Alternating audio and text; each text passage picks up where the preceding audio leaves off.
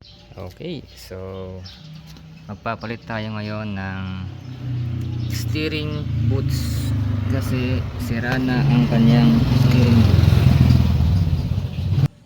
So yan ang steering boots niya, sira na, napunit. Para mapalitan yan, kailangan nating baklasin to, tanggalin to para may walay, matanggal natin at may pasok natin yung bago.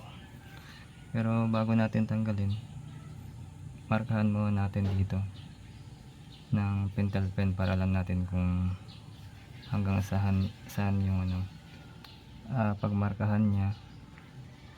Pag ibabalik natin, hindi na mahirapang mag-align.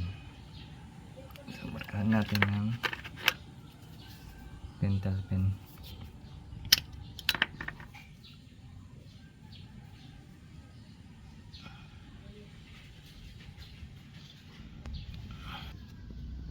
Masyadong madumi kaya hindi ko na markahan ng pentel pen, pero inaskasan ko na lang, tapos binilang ko yung thread para alam kung gaano siya paano siya balik mamaya.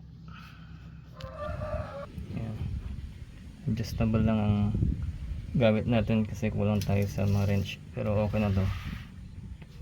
Basta lagyan nyo ng WD-40, mas madali siyang tanggalin.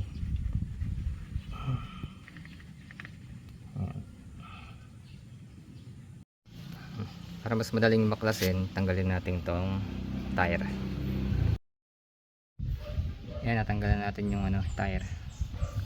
Yung iba tinatanggal ito, tapos natanggal itong tire and edge para may pasok dito, pero dito natin siya tatanggalin para dito natin may pasok agad.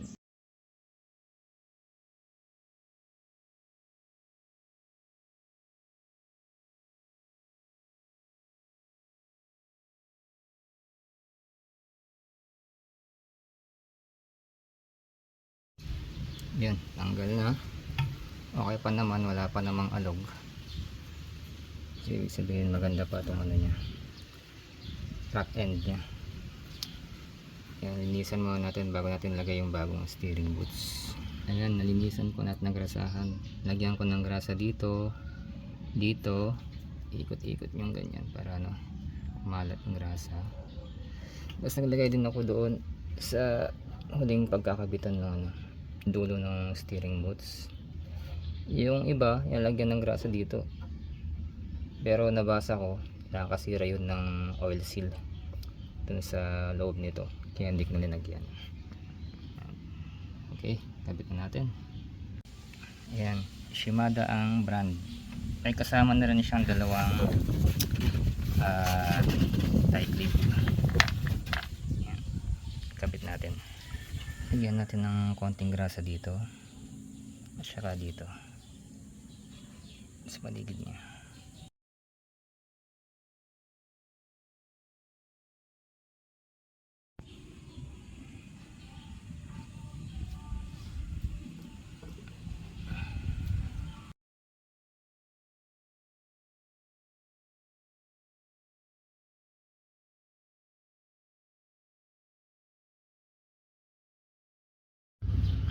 Yan, ay kabit na. Medyo nahirapan ako dito banda ipasok, pero ang technique, i-push nyo gamit itong ibang katawan niya pag ganun habang pinapasok nyo para matulak ito pag ganun. Lagyan na natin ng zip tie. Yan. Yun, tapos na, kabit na natin. Ngayon balik na natin yung tire and end.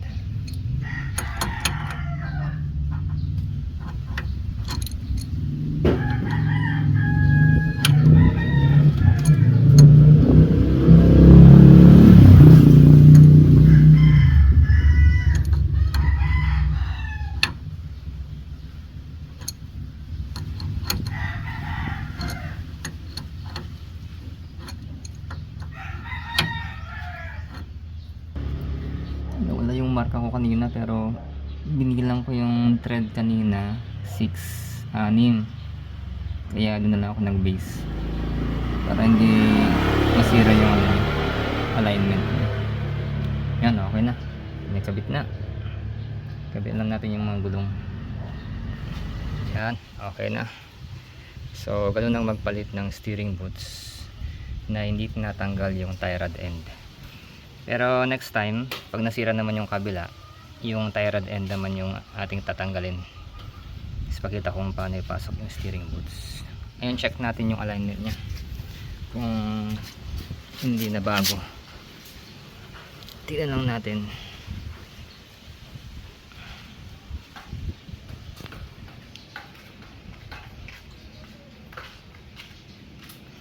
Yun, okay naman.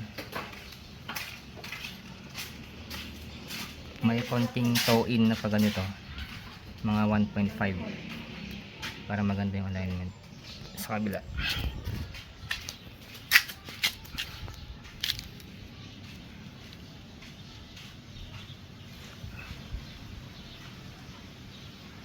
Yan, okay din. May konting-konti lang na toe in dito. Yun. So next time naman, i-flashing natin itong power steering fluid kasi madumi na, para mas lumambot pa yung kanyang power steering. Pero next time pag may pambili na ng power steering fluid o ATF. Tapos palitan na rin natin yung o-ring dito kasi may leak siya. Last time napalitan ko yung dalawa sa taas kaya nabawasan yung leak. Pero sa baba yung malaking nut, kailangan ng malaking deep socket, baka number 27 or 30, tingnan natin. Di bali may nagbigay na ng pambili ng deep socket kaya matatanggal na natin. Yan para sa ating next na